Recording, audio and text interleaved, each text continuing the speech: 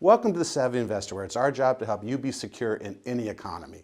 Today we're going to be talking about steps you should be taking in order to protect your surviving spouse, his or her financial security. Welcome to The Savvy Investor. You can have financial security in any economy. Today is the day you can take control of your financial future and eliminate worry about your retirement forever. Each week, The Savvy Investor helps viewers just like you create and grow wealth, protect and preserve it, and distribute it in the most tax-efficient manner. And now, The Savvy Investor with your host, Michael Canet. Retirement planning for a married couple is even more complex because it's not just about you anymore. A spouse has a moral obligation to the financial security of their husband or wife. There's lots of facts and circumstances that come into play when one spouse dies. And today we're going to talk about your own mortality and the financial responsibility you have towards your surviving spouse. And we're going to discuss life insurance as a tool to protect not only your family, but your spouse today and during retirement. Now, before we go there, I want to talk a little bit about things in the news related to today's subject. And it's interesting from a New York judge on Kodak. You may have heard in the news that Kodak is going through some bankruptcy issues. And most importantly, what this judge has said is that Kodak is allowed to bankrupt not only their health care benefits, but survivor benefits for spouses and life insurance. Now think about this from your perspective. If you have a policy through work or you have survivor benefits for your spouse and your company gets into fiscal difficulties, bankruptcy gets rid of all those things. So that's something to consider. Another issue that just came out from the Wall Street Journal, I love this idea. We have a little bit of time left between now and the end of the year to use tax-exempt money. So we can get a tax exemption and buy life insurance, and you leave huge gifts to our family. There's a $5 million gift that you can give between now and the end of the year, so there's not a lot of time, but use it to buy life insurance and just multiply the benefit to your heirs. Also, USA Today, over 44% of households do not have life insurance. More than 50%, as a matter of fact, have no life insurance coverage for their families. And that's a problem not only for people that have kids, but for those of you with a spouse and needing to protect your spouse. That should give us rise of alarm. And finally, U.S. News and World Report came out the other day, 5 ways to protect a surviving spouse in retirement. And one of the things that they talk about is the premature death and the fiscal and financial impact it has on the surviving spouse. Now, before we get into the meat of our conversation, we're going to take a quick break. And when we come back, we're going to talk and jump right into life insurance and how to take care of your family, loved ones, and spouse. You're watching Mike Canet on The Savvy Investor, and we'll be right back. Join the host of the nationally syndicated TV series The Savvy Investor and best-selling author Michael Canet for this very important life-changing workshop. Michael and his team of advisors from across the country have been helping families create and live the retirement they envision by carefully crafting a retirement income plan that can withstand any financial crisis. Michael will give you the tools you need to make sound investment choices and help you prepare for your golden years. At this workshop, you'll learn more than just where to invest your money. Michael will also share tax strategies that could save you and your family thousands in tax dollars. You'll learn important estate planning techniques that can help you avoid the high cost of a nursing home, as well as reduce or completely eliminate any estate tax. Now you can join him in person for these very informative workshops. They could be the answer to creating the safe and secure retirement you deserve. Call 866-597-1040 to see if you qualify to attend one of these workshops with best-selling author Michael Canet, host of The Savvy Investor. Seating is limited, so call 866-597-1040 to join us. Welcome back to The Savvy Investor, where it's our job to help you be secure in any economy. Now, on today's show, we're talking about steps you should be taking to protect your surviving spouse. And the question I have for you today is, as we face your own mortality, will you be able to make smart money decisions regarding that mortality? Now, I know nobody likes talking about life insurance, and certainly nobody likes talking about our own death, but that's exactly what we're going to do today here on The Savvy Investor. Now, life insurance as it is probably the best tool out there to protect not only your surviving spouse, but your family. And if you think about it from this perspective, that's exactly what insurance is all about. It's designed to transfer risk to somebody else. We have it for our auto, we have it for our home, and certainly we should have it for our life when it's necessary. And remember, the nicest thing about life insurance is that it's a tax tax-free benefit, which opens up all sorts of opportunities for my surviving spouse and for my children. Now, before we go there, let's talk a little bit about the financial impact of your passing. What happens to our surviving spouses? And we know there's a couple of things that happen. First and foremost, we know that they're going to take a pay cut. Now, if you have Social Security, you're going to lose a little bit of your Social Security because your surviving spouse gets either A, the greater of hers, or yours. So they're going to lose Social Security income. If you're fortunate enough to have a pension, you're going to give up a portion of the pension. Typically what we see is about 50%. So they've lost Social Security, they've lost part of their pension, and I think most importantly, they're going to pay a higher tax rate. And in today's environment, we think tax rates are probably going to go up. So they're going to be filing single, probably paying in a higher tax rate. They've lost 50% or more of their pension, and they've lost probably between 40 and 50% of their Social Security. We call that poor planning and moving to a new neighborhood. And you know what? Life insurance can't fix the emotional side effects and the emotional impact of losing a loved one, but it certainly can go a long way in fixing the financial burden and all the stress that comes along with losing a loved one. Now I want to share with you a little story about a client of mine, Jim and Susie. Jim was a great guy. He was a tax client, not an investment client, unfortunately, but a great guy. He'd been with us for a long time. We had talked about how he and Susie were going to retire, and he felt he was in pretty good shape. He had a couple kids, one finishing up high school, one in college. He worked a really great job, lots of overtime. His wife worked a part-time job. It was steady income, but it was just more adding to the household income as opposed to being a significant breadwinner. And Jim had a fantastic pension, just an absolutely fabulous pension. And because of that, he didn't contribute a whole lot of money to his 401k because he thought between his pension, his Social Security, and her Social Security that he and his wife, Susie, would be in great shape. Well, unfortunately for Jim, he prematurely died unexpectedly this summer. He just passed away. And Susie came to see me, and she was pretty distraught. I mean, obviously, again, the emotional impact of losing your life partner is difficult enough, but facing the financial impact of it, it could be even greater, at least in the beginning, because there's so much uncertainty. And so this is what Susie was faced with. They had a couple rental properties, and in Jim's mind, these rental properties were going to supplement their income as they went into retirement, which was probably a pretty good idea as part of an overall retirement plan. Real estate can play a very good part of that. But the property wasn't paid off, and what that meant was Susie was now going to have to continue making those payments with a reduced income because Jim's pension didn't kick in until he turned 62, which was still 15 years down the road. And Social Security obviously wasn't going to kick in until age 62, so that was going to be 15 years down the road. And fortunately for Susie, and for those of you watching this, there's actually this little known benefit. As a surviving spouse, as a widow, you can actually start collecting Social Security at 60. You don't have to wait till 62. So for Jim and Susie, the house was going to be a problem for them. The rental property was going to be a problem for them because Jim was handy around the house, and he's the one who did all the repairs and maintenance. And when he passed, now Susie has to hire somebody to fix the houses.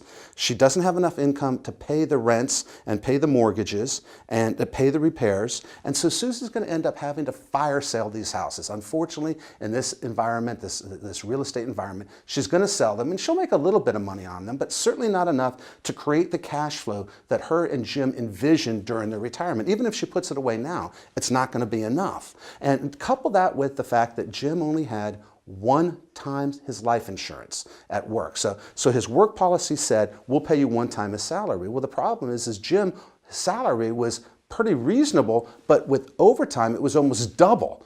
But the life insurance doesn't cover that doubling. It only covers the basic, the basic income that he got, his basic wages. And that's going to be a problem for them.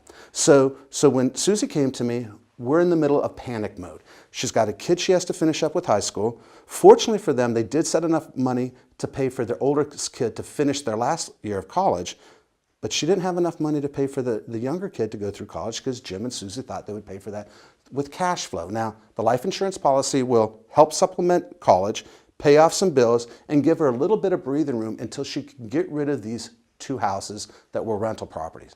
And quite frankly, you know, as much as I want to empathize with her, I was actually kind of angry, more at Jim, because how can you leave your family? You know you have these obligations, you know you have these responsibilities. How can you leave your family in that type of shape when you know that you have those obligations and you could have gone out and bought life insurance to take care of them? You could have taken steps, and Jim chose not to. He chose poorly in this circumstance. And life insurance can't fix everything. It certainly can't fix the emotional pain, the stress that it brings to the family as they try to get used to a new norm. Life insurance is really good for one thing. It fixes the financial problems, and Jim failed to do that. Now, before we get into our conversation, we're going to take a little break. When we come back, we'll jump right in. We're going to talk about life insurance and how it may benefit you and take care of your family in these really horrific, unfortunate circumstances. You're watching The Savvy Investor, and I'm your host, Michael Canet. We'll be right back. If you're in retirement or retiring in the next 3 to 5 years, you must read Michael Canet's best-selling book, Surviving the Perfect Storm. Best-selling author and National Quill Award winner Michael Canet's Surviving the Perfect Storm is a must-read to prepare for your golden years. This amazing book can be yours absolutely free, but you must call 866-597-1040 now. Supplies are limited, so be one of the first 25 callers to receive your free limited edition autographed copy of Surviving the Perfect Storm. Call 866-597-1040 now. Welcome back to The Savvy Investor. Now, today's conversation is revolving around financial security for your surviving spouse. And as I mentioned, I know nobody likes the idea about talking about life insurance and death, but quite frankly, that's our job, and we're addressing that today. And right now, life insurance is probably the cheapest it's ever been. As a matter of fact, it's dirt cheap. It's stupid cheap. And the reason being is that we're living longer, and the longer we live, the cheaper life insurance becomes. So we're going to talk about that, how it probably is the best tool out there to take care of not only your surviving spouse, but your family and taxes and whatever else you need life insurance for.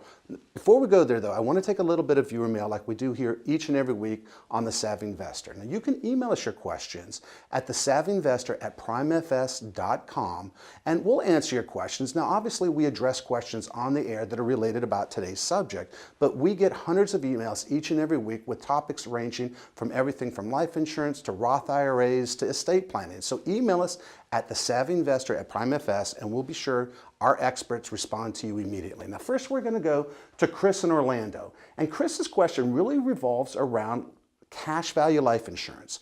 Chris attended it sounds like a workshop where a financial speaker was talking about being able to get out cash value tax-free.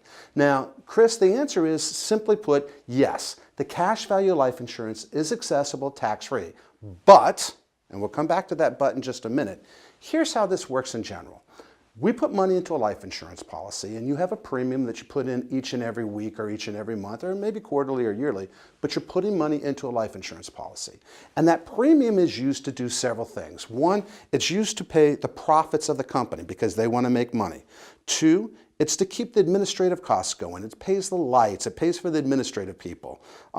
It pays the insurance agent who sold you the life insurance policy.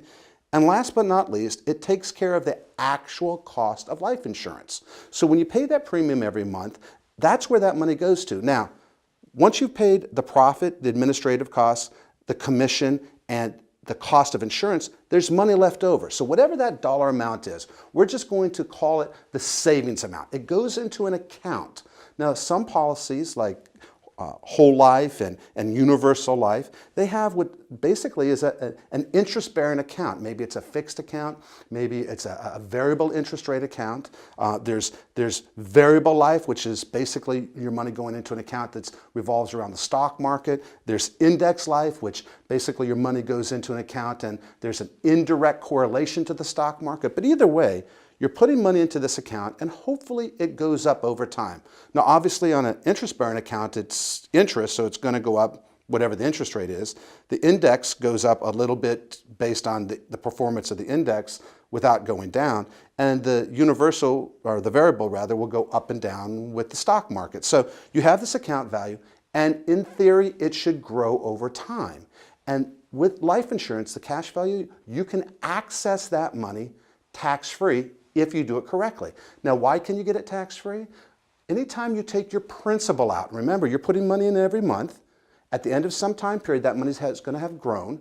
You can take your principal back out and you never pay tax on your principal. If there's any gains, if there's any growth because of the interest or the stock market or whatever the basis is for the growth, you can always take loans against the growth. So you can borrow the money. Now there's a couple caveats. Remember I said there's a but involved here, and there is a big but. First and foremost, if you take loans, you probably have to pay the money back. So you're going to be making interest payments and loan payments back to your insurance company. Now, the nice thing about it is some of that money comes to you and some of it goes to them, but you're paying yourself back. But here's the big deal.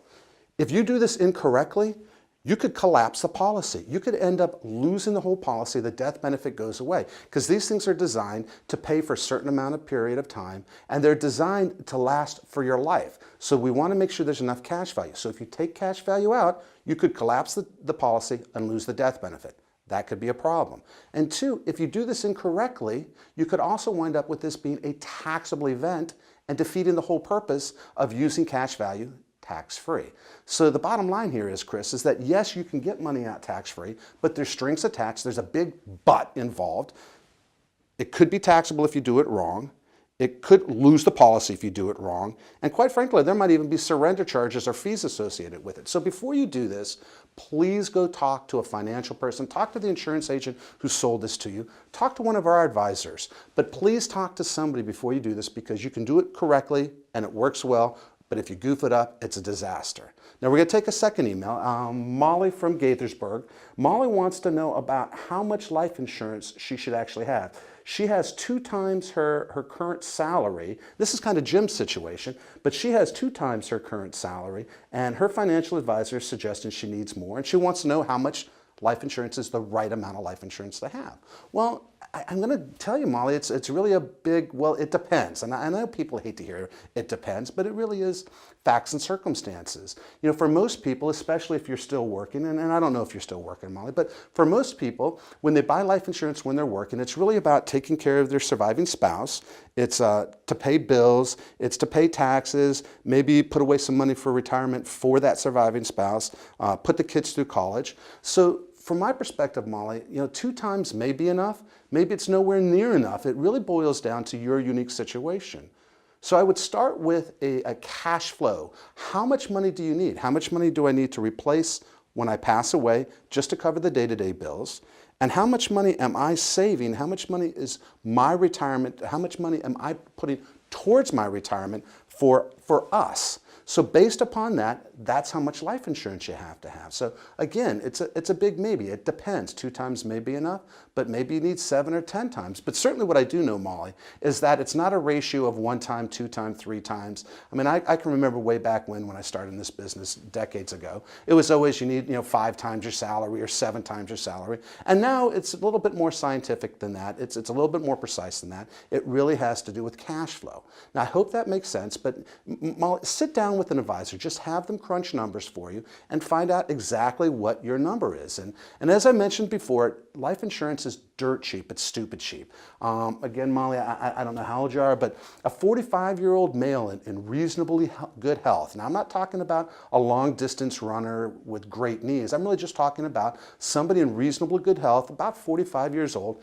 For $100 a month or so, you can get $1 million worth of life insurance. Now, obviously, facts and circumstances. Your health depends on it. The premium depends on what exactly is going on with your health, and they do all that blood work and make sure you can answer questions and stuff. But my point with it is that in today's society, life insurance is pretty darn cheap. So talk to somebody before you go buy a policy. Make sure you get the right amount, and quite frankly, make sure you get the right type of insurance.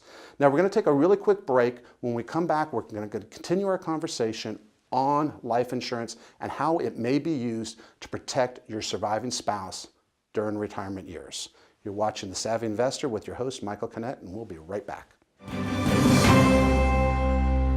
If you're in retirement or retiring in the next 3 to 5 years, you must read Michael Kinnett's best-selling book, Surviving the Perfect Storm. Best-selling author and National Quill Award winner Michael Kinnett's Surviving the Perfect Storm is a must-read to prepare for your golden years. This amazing book can be yours absolutely free, but you must call 866-597-1040 now. Supplies are limited, so be one of the first 25 callers to receive your free limited edition autographed copy of Surviving the Perfect Storm. Call 866-597-1040 now. Welcome back to The Savvy Investor.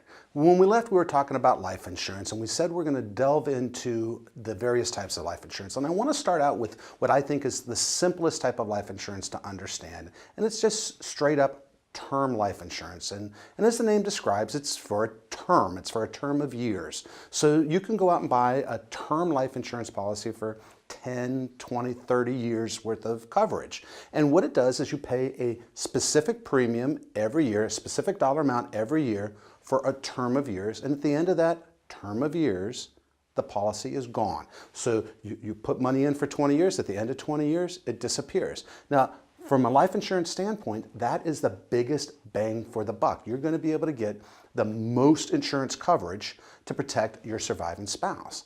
Now, when you're factoring into how much life insurance to buy, keep in mind what you want to think about is this is a tax-free benefit.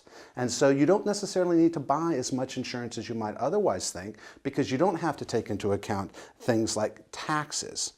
Now, when you're thinking about how much it is, you do need to factor in inflation. You need to factor in medical costs. You need to factor in any of those other little things that you and your spouse had decided you were going to do during your retirement years.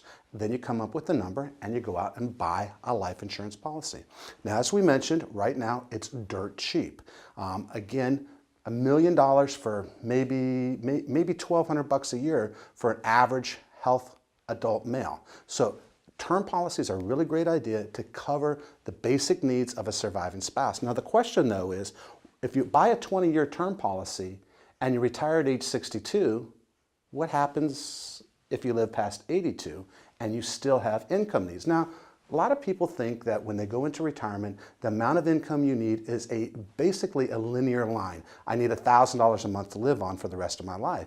Well, the reality is, at least in our experience, is that in the first 5 to 10 years of retirement, that honey-do list, that travel, the bucket list, so to speak, requires a little bit more money. And then we kind of taper out sometime around 70 to 75. And quite frankly, by the time we get to be 80 to 85, nap time looks really good and we're spending substantially less income. So when you're thinking about income, you don't need necessarily think linear, but maybe it goes up a little bit, then kind of drops down, and then goes back up again as you get older because of medical needs. So a term policy might make sense if it fits your needs between, say, 62, when the average American retires, and 82. Now, if you think you're going to live more than the 20 years and you need more coverage, maybe 62 for 30 years to 92 might cover you. Again, it's based on your unique situation and your needs and how much risk you're willing to take on if you live longer than the term that you buy. Again, life insurance is the best way to take care of loved ones. It's certainly the best way to take care of a surviving spouse. And if you think about it, that whole idea about your pension in the first place, remember, if you have a pension, you're fortunate enough to have a pension, you can get, and I'm just making the number up, $1,000 a month as 100% of your pension. But if you want survivor benefits, maybe it's only $900 a month. Well, really what the pension company is doing, what your employer is doing, is they're taking that $100 a month that you have that you're not receiving, and they're going out and buying the equivalent of a life insurance policy. So life insurance, everybody understands, is probably the best tool to take care of a surviving spouse. Now, we talked about term. Let's explore a little bit about how cash value life insurance works. And there's 3 basic policies out there. As I mentioned during our conversation about Chris's email, there's whole life policies, there's universal life policies, there's index life policies, and they're variable life policies. And if you think back to the early 70s, you probably experienced a life insurance agent. He came by your house and he said, look, if I invest, if you put away $28.44 a month into this insurance policy, by the time you retire 30 years later at age 62, this thing is going to be worth $287, $453, some outrageous dollar amount. And the fact is that it didn't turn out that way. And it didn't turn out that way because interest rates didn't stay up at that 20%, which is where they illustrated it at. So as we mentioned during our conversation with Chris, cash value life insurance, you put money away each and every month. We discussed the admin expense, the commission, the profit, and the cost of life insurance. And you can see on this little diagram we have here, the way it works is that for a little while you have enough cash value building up. You can just see here, it's this little bit building up a little bit at a time, but at some point, as you see the cost of life insurance, it kind of projects up and over, it goes over the premium line. And once it goes over the premium line, we have to start taking money out of the cash value to supplement that premium. So cash value life insurance is designed to get you to age 100, possibly beyond, and protect your spouses. And again, that cash value that's inside there, it's accessible to you or your spouse tax-free if you do it correctly, as we mentioned.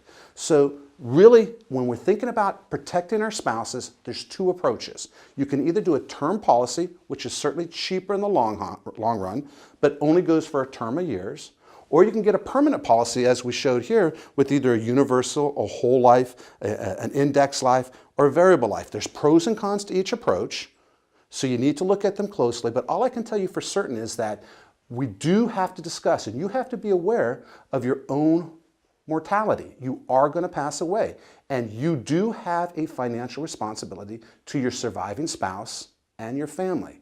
And as I mentioned, life insurance is probably the best way to take care of this. You're watching The Savvy Investor. I'm your host, Michael Canet, and we'll be right back. If you're in retirement or retiring in the next 3 to 5 years, you must read Michael Canet's best-selling book, Surviving the Perfect Storm. Best-selling author and National Quill Award winner Michael Canet's Surviving the Perfect Storm is a must-read to prepare for your golden years. This amazing book can be yours absolutely free, but you must call 866-597-1040 now. Supplies are limited, so be one of the first 25 callers to receive your free limited edition autographed copy of Surviving the Perfect Storm. Call 866-597-1040 now. Now keep in mind that just like any tool, there is the right tool for the right job and a wrong tool for the wrong job. We have just scratched the surface here, and you'll want to know more about how today's conversation might or might not fit your needs. Ask about fees, surrender charges, market risk, interest rate risks, how the guarantees work, liquidity, and much more. Remember, the right tool for the right job. Welcome back to The Savvy Investor. Today's show focused on life insurance, your mortality, and your financial responsibilities to your family and loved ones. We'll see you, The Savvy Investor, next week. If you'd like more information about today's show, you can contact our offices with our toll-free number, 866-597-1040, or visit us on the web at www.thesavvyinvestortv.com. When you visit our website, sign up for our free weekly newsletter where we give you tidbits each week to help you make smart money choices. Every retiree's goal, from our perspective, is to take the least amount of risk possible to accomplish your goals. Too often, financial advisors and stockbrokers assess your risk tolerance. Just because you can tolerate the risk doesn't mean you have to accept it. Remember, at the end of the day, it isn't how much you make, it's how much you keep.